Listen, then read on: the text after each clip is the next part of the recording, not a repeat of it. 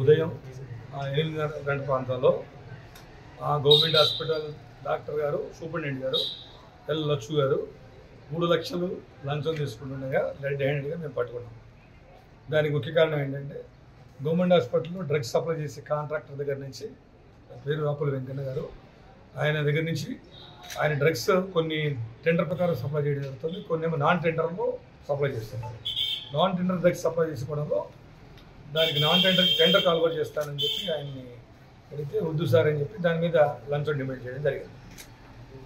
దాని మీద ఈరోజు 3 లక్షలు ఆయన నివాసం ప్రకాశం బజార్ ఎలా ఉంటారో డబ్బులు 3 లక్షలు తీసుకున్నాడని ఈరోజు ఉదయం ప్రాంతంలో ఆయన్ని మేము రెడ్ హ్యాండెడ్గా పట్టుకున్నాం. ఇప్పుడు మేము ఆయన తదుపరి ఆయన రికార్డ్స్ పరిశీలించి ఇంకా ఆయన గృహాలు ఉంటే ఏమైనా ఇంకా అది కూడా చెక్ చేసి పూర్తి స్థాయిగా మేము పరిశీలించి ఇన్వెస్టిగేషన్ పూర్తి చేసి ఆయన మేము రిమాండ్కి పంపడం జరుగుతూ ఉంది.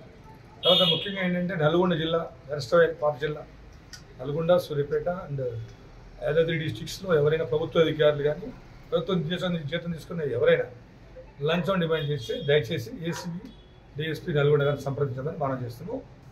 అలాగే నా టోల్ ఫ్రీ నెంబర్ కూడా ఉందండి 1064 మీరు చెప్తే మీ సమాచారం మాకు అందుతుంది, మేము దాని మీద చర్య తీసుకుంటాం.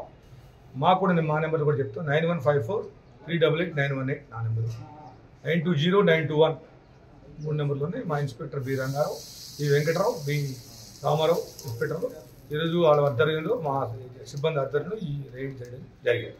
రాపోల్ వెంకన్న గత 2 సంవత్సరాల నుంచి నేను గవర్నమెంట్ జనరల్ హాస్పిటల్లో బయట మందులు సప్లై చేస్తున్నాను, సర్జికల్ డ్రగ్స్. నన్ను ఎల్వన్ కాంట్రాక్టర్గా జేసీ గారు అపాయింట్మెంట్ చేయడం జరిగింది. దానికి అనుగుణంగానే నాకు వర్క్ ఆర్డర్ ఇవ్వడం జరిగింది. దానికి అనుగుణంగానే నేను మందులు సప్లై చేస్తున్నాను. గత సంవత్సరం 3వ నెలలో సర్జికల్ 10%, డ్రగ్స్ 6% డిస్కౌంట్ చేసి బిల్స్ సబ్మిట్ చేయమని ఒక సర్క్యులర్ సూపరింటెండెంట్ గారు ఇవ్వడం జరిగింది. దానికి అనుగుణంగానే నేను ఇచ్చుకుంటూ వచ్చాను. గత సంవత్సరం నవంబర్లో ఏజీ ఆడిట్ ఇక్కడ జరగడం జరిగింది. ఏజీ ఆడిట్ను బేస్ చేసుకొని నన్ను డబ్బులు ఇవ్వాలి, లేకపోతే నేను నాన్ టెండర్ పెట్టాలి నన్ను ఒత్తిడి చేయడం జరిగింది. నాకు ఆల్రెడీ మీరు మార్చి నెలలో నాకు 10% సర్జికల్, 6% డ్రగ్స్కు మీరు డిస్కౌంట్ చేసి బిల్స్ సబ్మిట్ చేయమన్నారు. మీరు చెప్పిన విధంగానే నేను అనుగుణంగానే నేను చేస్తున్నాను, నన్ను ఇబ్బంది పెట్టకండి సార్ అని నేను ప్రాధాయపడ్డాను. గత 45 రోజుల క్రితము 1 లక్ష రూపాయలు తీసుకోవటం జరిగింది.